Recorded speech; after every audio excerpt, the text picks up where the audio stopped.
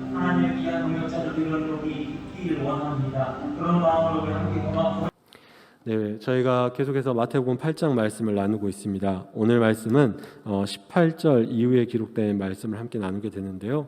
지난번에 마태복음 말씀을 나누었을 때 우리가 함께 나누었던 말씀이 바로 예수님께서 사람들을 치유하신 사건에 대해서 함께 말씀을 나누었습니다. 백부장의 종을 치유했고요, 또 나병 환자를 치유하셨고요, 또 베드로의 장모를 치유하시며 소외받은 이들을 찾아가 직접 즉시 치료해 주시는 예수님의 모습을 닮아 우리 또한 그렇게 살아가기를 결단하며 함께 기도하는 시간을 가졌었는데요.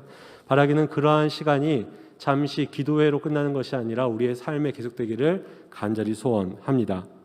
그렇게 예수님께서 많은 사람들을 치유해 주신 이후에 일어난 사건이 바로 오늘 우리가 함께 읽은 말씀입니다.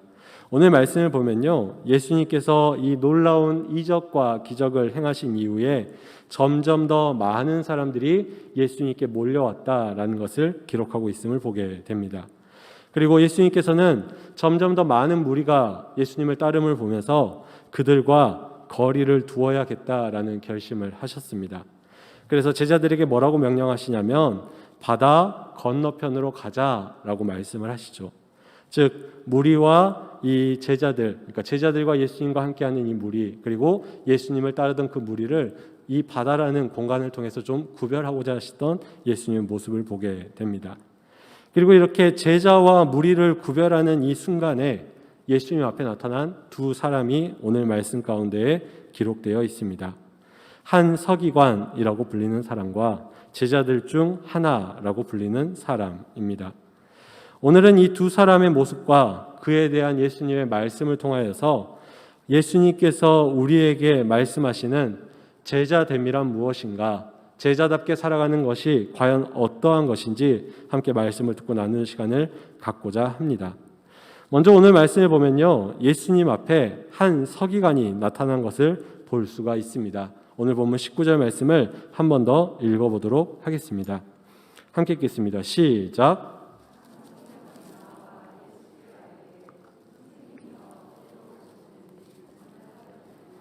아멘.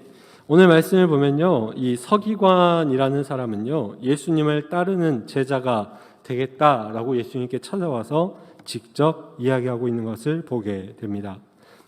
그런데 여기서 좀 특이한 것은 그가 예수님께 찾아와서 예수님을 부를 때요, 뭐라고 부르고 있습니까? 주님이라고 부르지 않고 선생님이라고 부르는 것을 볼 수 있습니다. 물론 당시에 이 사람에게 있어서 선생님이 얼마나 큰 의미인지는 우리가 잘 알고 있지만 그럼에도 불구하고 이 사람이 예수님을 선생님이라고 부르는 것은 아마도 예수님을 자신이 따를 만한 많은 선생님들 중에 한 사람이라고 생각했을 수도 있습니다. 쉽게 말해서 당시에 많이 있던 훌륭한 랍비들 가운데 한 사람 정도로 예수님을 여겼을 수도 있다라는 것입니다. 그리고 그런 그의 말과 행동을 통해서 그가 예수님을 따르고자 하는 그 이유를 우리는 충분히 생각해 볼 수 있습니다. 아마 이 사람은요, 예수님께서 산 위에서 가르침을 전하실 때 그 놀라운 가르침을 들었던 사람들 중에 하나였을 것이다 라고 생각을 됩니다. 그래서 그런 놀라운 가르침을 전한 예수님을 바라보면서 저 선생님이야말로 내가 알던 선생님들이랑 좀 다른 진짜 선생님이구나, 내가 따라야겠다라고 그가 결심한 것입니다. 즉 그는 예수님의 가르침 앞에서 그 새로운 가르침에 호기심이 생겨서 혹은 흥미가 생겨서 혹은 그것을 목적으로 예수님을 따르겠다라고 이야기했던 것입니다. 쉽게 말해서 자신의 지적인 욕구가 예수님을 따르면 채워질 것이다 라고 그가 생각했다라는 것이죠. 그리고 그런 배움을 향한 그의 욕구를 그는 예수님께 나와 직접 선생님 제가 따르겠습니다 라고 말하며 표현하고 있는 것입니다. 물론 이 서기관이라는 사람이요, 당시에 예수님께 직접 나와서 예수님을 선생님이라고 부르고 선생님을 제가 따르겠습니다 라고 표현하는 것은 상당히 어려운 일이었습니다. 큰 용기가 필요한 일이었죠. 당시에 서기관들과 예수님의 관계를 생각했을 때 이 서기관이라는 사람이 예수님께 와서 선생님이라고 부른다는 것은 정말 어려운 일이었습니다. 자신이 속해 있던 이 서기관 무리에게 어떤 질타를 받을 수도 있다는 걸 알면서도 그는 이렇게 행했던 것입니다. 하지만 그는 그럼에도 불구하고 예수님을 선생님이라고 부르며 따르기로 결정했죠. 즉 정말 어려운 결정을 그가 했다라는 것입니다. 하지만 이 사람이 어렵고 큰 결정을 했다고 해서, 큰 결단을 했다고 해서 꼭 그것이 예수님의 뜻대로 사는 것은 아니다라는 것을 우리가 기억해야 한다라는 것입니다. 사람의 큰 결단이 꼭 예수님의 말씀대로 사는 삶을 보장하지는 않는다라는 것이죠. 그러한 사실을 우리는 예수님의 말씀을 통해서 알 수가 있습니다. 예수님께서 자신에게 찾아온 이 서기관을 향해서 뭐라고 말씀하시냐면요, 20절 말씀 우리가 함께 읽어보도록 하겠습니다. 함께 읽겠습니다. 시작. 여우도 굴이 있고 공중의 새도 거처가 있으되 인자는 머리에 둘 곳이 없다 하시더라. 아멘. 좀 뜬금없는 대답인 것 같습니다. 어떤 사람이 와서 선생님 따르고 싶습니다 그랬더니 새도 집이 있고 여우도 집이 있는데 나는 집이 없다, 이런 이야기를 하신 것이잖아요. 그런데 이런 예수님의 말씀은요, 이 사람에게 따를지 따르지 말지에 대한 그 응답을 주는 것이 아니라 그 사람의 마음을 살펴보고 진짜 그에게 필요한 대답을 예수님께서 하고 있다는 것을 우리가 기억해야 하는 것입니다. 겉으로 보기에는 그냥 여우나 공중의 새 그리고 인자를 비교한 것으로 보이지만 그 안의 내용을 의역해 보면 이렇게 말하고 있는 것입니다.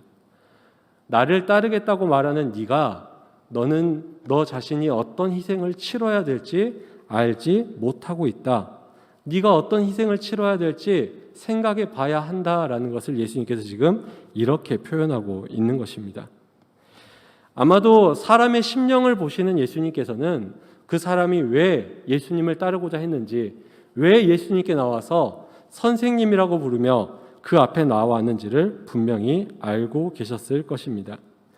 서기관은 예수님의 제자가 된다는 것이 아까 이야기했던 지적인 욕구를 충족하는 것이든 혹은 그런 새로운 가르침을 배운 자신이 남들보다 나은 사람이 되는 어떤 욕구를 충족하는 것이든 자신에게 어떠한 이익을 분명히 줄 것이다 라고 생각했다라는 것이죠.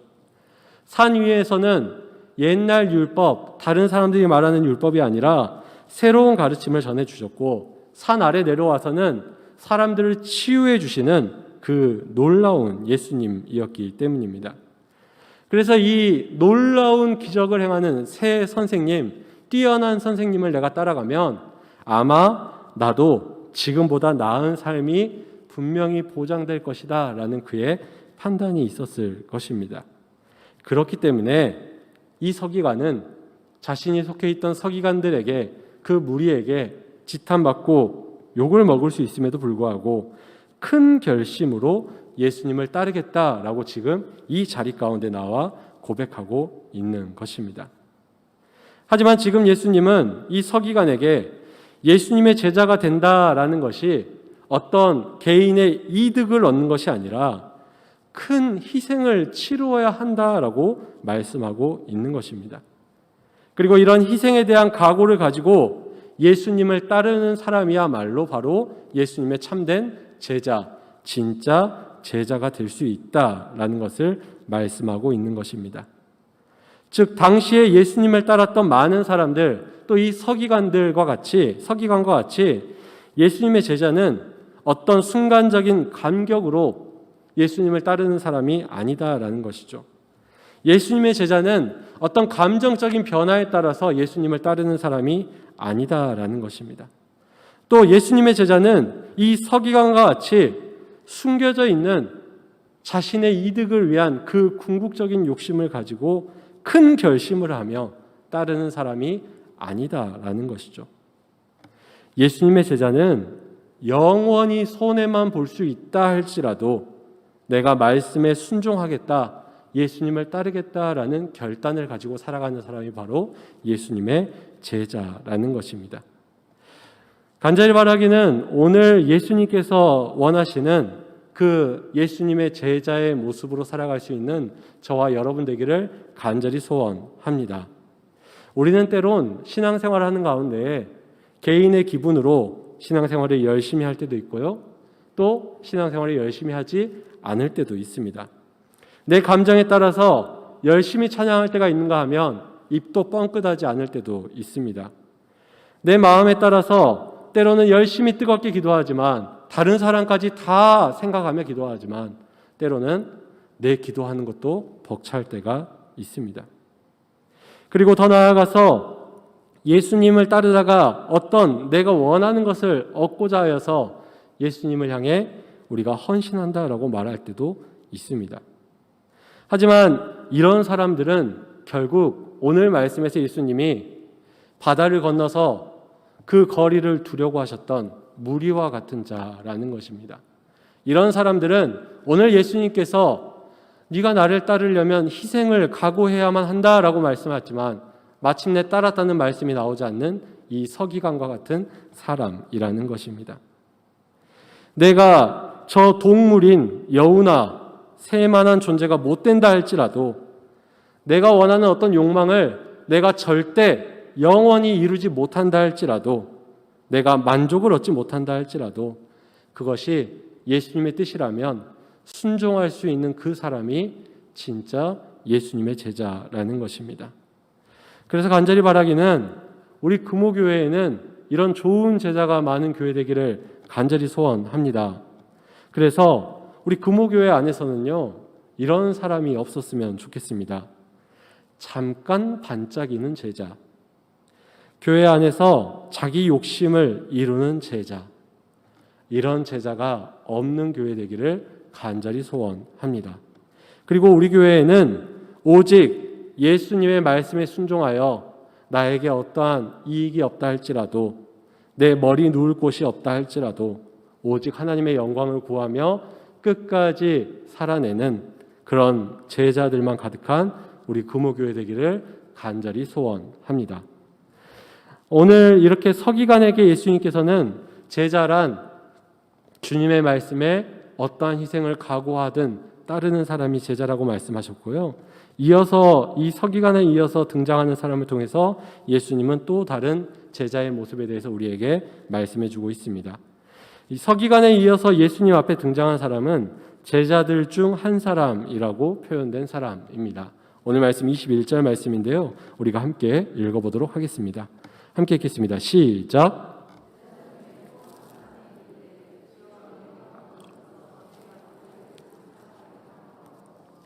아멘. 오늘 말씀을 보면 이 서기관과 달리 이 사람은 이미 예수님의 제자라고 표현이 되어 있습니다. 그리고 그 사람은 이 제자는 제자다운 모습으로 예수님을 대하는 것을 우리가 볼 수 있습니다. 아까 서기관은 예수님을 선생님이라고 불렀지만 이 제자는 예수님을 주님이라고 부르고 있죠. 즉 예수님의 제자다운 태도를 가지고 지금 예수님께 나온 이 사람의 모습인 것입니다. 그런데 예수님의 제자가 되었다고 해서 이 제자에게 예수님을 따르는데 아무런 문제가 없었느냐? 그렇지 않다라는 것이죠. 그에게도 예수님을 따르는 데에 문제가 있었습니다. 그는 오늘 말씀을 보면요, 예수님께 아버지를 장사하는 일을 허락을 받고자 하고 있습니다. 그리고 이 사람이 요구하고 있는 것은 당시 유대인들 사회에서는 아주 너무나도 당연하게 행해야 될 일이었습니다. 이 일은 죽은 사람을 24시간 안에 매장해야만 하는, 그리고 그 일을 감당해야 될 아들에게 있어서 꼭 행해야만 하는 일이었습니다. 또 우리가 잘 아는 것처럼 이 부모를 공경하고 부모를 잘 섬기는 일은 십계명 가운데에 분명하게 명령된 일이었습니다. 그래서 이 부모를 장례하는 일을 위해서는요, 유대인들이 당시 하루에 3번씩 기도하던 그 기도를 그날은 쉬어도 될 정도로 장례를, 부모의 장례를 치르는 일은 아주 중요한 일이었습니다. 또 구약을 보면요, 엘리사가 엘리야의 부름을 받았을 때 부모님과 작별하도록 허락받는 것도 성경에 기록되어 있습니다. 즉 이러한 모든 상황을 봤을 때 지금 제자가 예수님께 아버지를 장사하고 오게 해달라고 하는 그 요청은요, 율법에서도 아주 합당한 요구이고요, 인간적으로도 인륜적으로도 아주 합당한 요구인 것입니다. 그런데 예수님께서는 이 제자의 요구에 대해서 이렇게 대답하고 있습니다. 22절 말씀인데요. 우리가 함께 읽어보도록 하겠습니다. 함께 읽겠습니다. 시작. 죽은 자들이 그들의 죽은 자들을 장사하게 하고 너는 나를 따르라 하시니라. 아멘. 이 예수님의 대답에 대해서는요, 참 많은 견해들이 있습니다. 이걸 어떻게 해석해야 되느냐? 죽은 사람이 어떻게 죽은 자를 장례하느냐? 이 죽은 자들이란 건 장의사를 말하는 것이 아니냐? 등등의 여러 가지 견해가 있는데요. 그래도 가장 합리적이고 가장 인정받는 견해대로 이야기를 해드리면 이렇습니다. 당시에 이 지역에서는 사람의 죽는다라는 표현이, 그러니까 이 제자의 표현이 이런 의미가 있습니다. 부친을 장사하고 따르겠다라는 말은요, 내 아버지가 이미 죽었으니까 내가 장례식을 치르고 따르겠습니다라는 표현보다는 여기서는 아버지가 지금 살아계시지만 나중에 아버지가 돌아가셨을 때 그때까지 내가 아버지를 잘 섬기고 아버지가 돌아가신 후에 제가 예수님을 따르겠습니다 라는 표현으로 이해하는 것이 더 합당하다라는 것입니다. 즉 우리 아버지가 잘 지내시다가 몇 년 후에든 몇십 년 후에든 돌아가시고 나면 그때 예수님을 제가 따르겠습니다 라고 지금 이야기하고 있는 것입니다. 하지만 이런 제자의 요구에 있어서 그 부모님께 효를 다하겠다, 그 부모의 임종까지 내가 자녀로서의 의무를 다하겠다라는 이 제자의 요구 앞에서 예수님은 그의 요구를 끊고 지금 당장 따르라 라고 말씀하고 있는 것입니다. 그렇다면 예수님은 왜 이 제자에게 자녀로서의 도를 다 행하지 못하도록 그 부모의 임종까지 지켜보는 그 시간을 허락하지 않으시고 이렇게 말씀하고 있는 것일까요? 그것은 사람이란 존재가 즉시 결단해서 행하지 않으면, 따르지 않으면 영원히 따를 수 없는 존재라는 것을 알고 계시기 때문입니다. 우리는 이런 사실을 너무나도 쉽게 너무 많이 경험하고 있습니다. 우리가 많은 것에 대해서 머릿속에서 생각은 하지만 실제로 우리가 그것을 삶 가운데 실천하는 일은 그리 많지 않습니다. 예를 들면 다이어트 같은 게 있겠죠. 항상 머리로는 생각하지만 우리의 삶 가운데 그걸 완전히 이룬다는 게 참 쉽지 않습니다. 또 우리는 어떤 귀한 일을 하고자 혹은 내 약점과 결점을 보완하고자 혹은 다른 사람을 돕고 사랑하고 그들을 섬기고자 하는 생각은 하지만 그것을 실천하는 것, 행동하는 것은 이어지지 않을 때가 많이 있습니다. 물론 그렇게 되는 이유는 다양합니다. 나에게 힘이 없어서 그럴 때도 있고요. 또는 게으르기 때문에 그럴 수도 있고요. 또 그렇게 행하는 것이 두렵기 때문에 그럴 수도 있습니다. 하지만 이유가 어찌됐든지 간에 우리는 지금까지 살아오는 동안도 내가 가지고 있는 생각을 그 즉시 행하지 않으면 나중에 잊어버리거나 나중에 실천하지 못하는 게 우리 자신이라는 것을 너무나도 잘 알고 있다라는 것입니다. 심지어 우리는 이런 모습을요, 우리의 사회 혹은 가정, 우리의 삶에서뿐만 아니라 신앙생활에서도 여전히 보여주고 있는 것을 우리는 잘 알고 있습니다. 하나님의 말씀대로 살아야 하는 그 순간 앞에서 우리는 우리의 상황과 우리의 사정을 하나님께 이야기하며 하나님 좀 나중에 하겠습니다 라고 이야기할 때가 있다라는 것이죠. 예를 들면 이렇습니다. 하나님 제가 상황이 좀 나아지면 순종하겠습니다.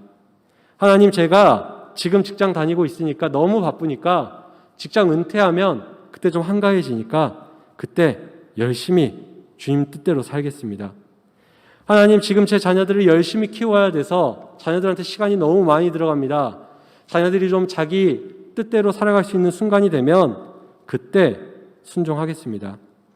하나님 제가 육체적으로 이런 어려움이 있어서 지금 이것도 못하고 저것도 못하고 저것도 못합니다. 제가 좀 건강해지면 그때 순종하겠습니다. 하나님 제가 재정적으로 너무 힘든 순간이어서 지금 그렇게 못하겠습니다.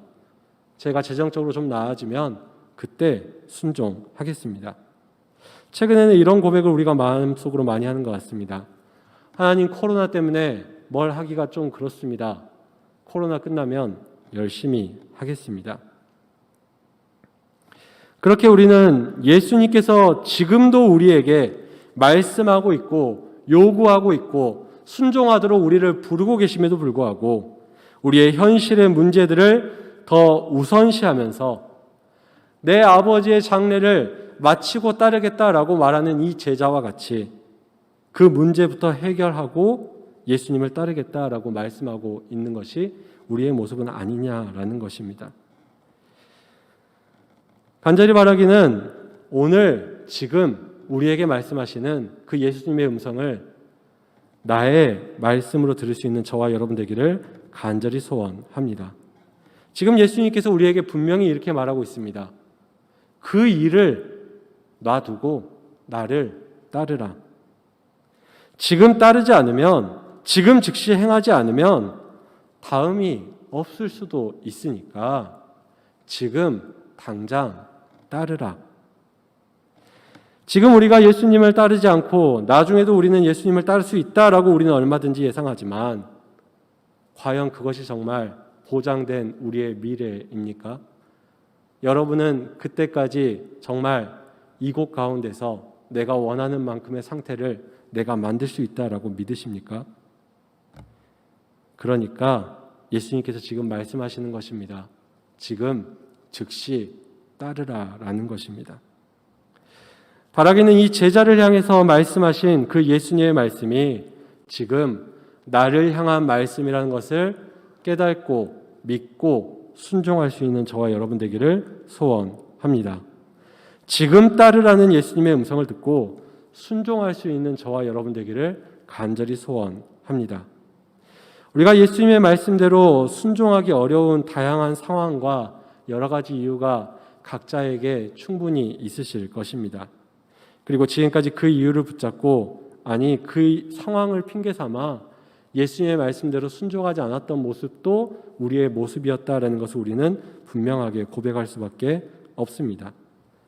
때로는 그런 우리의 모습을 바라보며 우리 스스로 합리화하기도 하지만 또 말씀 앞에서 순종하지 못하는 우리를 바라보며 우리의 연약함을 바라보며 슬퍼하는 한탄하는 것이 우리의 모습인 것도 우리는 잘 알고 있습니다.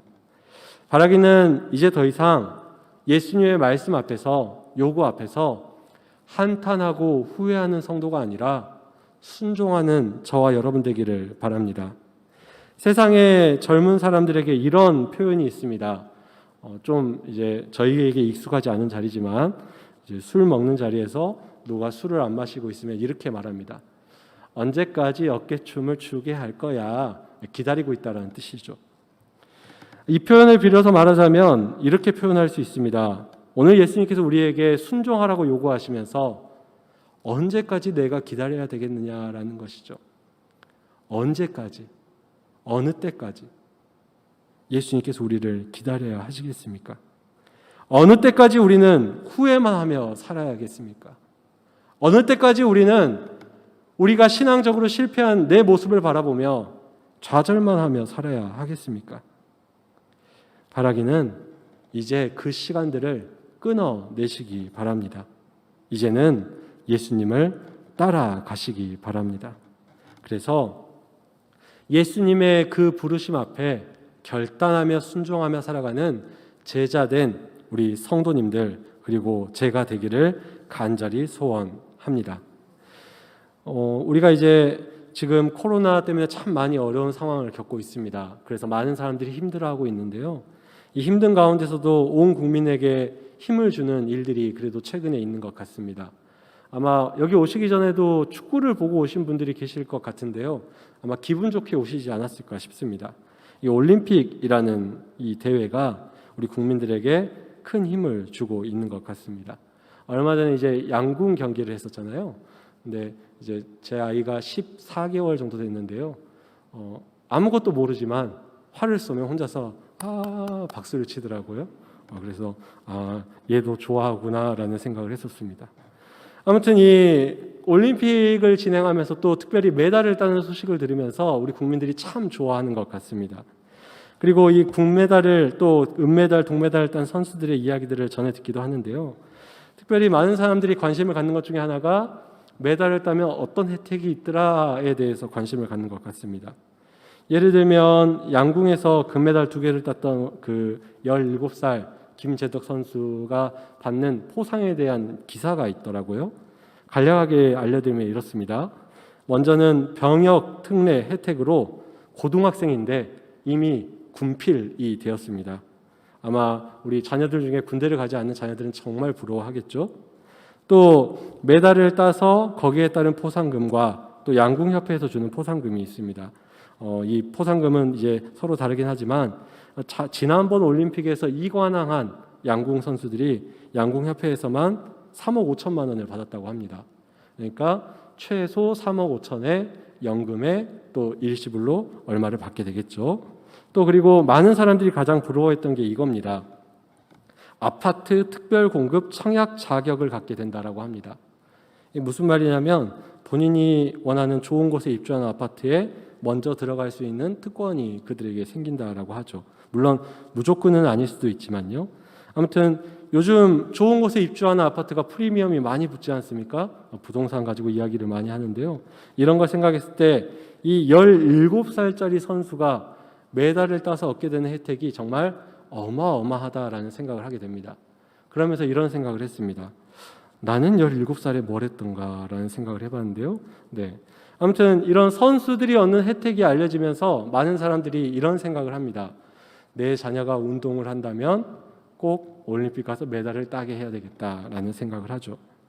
그런데 이런 생각과 마음은요, 사실 그들이 이 잠시의 순간 동안, 이 잠깐의 기간 동안 얻게 되는 혜택과 영광만을 바라보게 했기 때문입니다. 그들이 그동안 올림픽을 준비하고 또 대회를 준비하며 겪었을 엄청난 훈련과 노력과 땀과 스트레스와 고난, 또 그것들을 매일 해야만 한다는 그런 압박감, 이런 것들 앞에서 그런 것들을 우리가 안다면 내 자녀를 그렇게 사지에 몰아내보내고 싶은 부모가 얼마나 있을까라는 생각도 해보게 됩니다. 즉 우리는 앞에 보이는 영광만 바라보고 때로는 그것을 따라갈 때가 있지만 그 영광 뒤에는 우리가 알지 못하는, 우리가 가늠할 수 없는, 때로는 우리조차도 감당하지 못할 큰 어려움과 고난들이 있을 수 있다라는 것입니다. 예수님의 제자가 되는 것도 분명히 마찬가지입니다. 예수님 믿으면 물론 좋은 일 있습니다. 하지만 좋은 일만 있는 것은 아닙니다. 예수님의 제자로 살아간다는 것은 때로는 예수님의 고백처럼 머리 둘 곳 없는 삶을, 희생을, 아픔을 경험해야 하는 일이기 때문입니다. 사람들은 자신의 이득을 위해서 때로는 더 큰 이득을 위해 약간의 손해를 보며 투자하며 예수님을 따르고자 했던 사람들도 있었지만 예수님은 그 사람들을 제자라고 말씀하지 않으셨습니다. 오히려 끝까지 희생해야 함에도 불구하고 예수님을 따르겠다 말한 그들이 예수님의 제자가 되었습니다. 바라기는 우리 또한 그런 제자된 성도님들 되시기를 바랍니다. 더 나아가서 오늘 말씀에 나왔던 것처럼 제자로서 살아가는 중에 때로는 우리를 예수님의 말씀대로 사는 데 있어서 머뭇거리게 하는 것들이 있다면, 멈추게 하는 상황들이 있다면, 핑계대게 하는 것들이 있다면 이제 더 이상 그것들에게 지지 마시고 예수님을 더 우선시할 수 있는 저와 여러분 되기를 간절히 소원합니다. 그래서 오늘 말씀 제목을 이렇게 정해 보았습니다. 바로 알고 따르자입니다. 먼저는 제자의 삶이 어떠한 삶인지 바로 정확하게 아는 저와 여러분 되기를 바랍니다. 그리고 예수님을 따를 때는 주저하지 마시고 바로 즉시 따르는 저와 여러분 되기를 간절히 소원합니다. 그래서 우리 교회는 예수님을 바로 알고 예수님을 바로 따르는 제자가 가득한 교회, 이 시대 가운데에 예수님의 제자들처럼 아름답게 쓰임받는 우리 금옥교회가 되기를 간절히 소원합니다.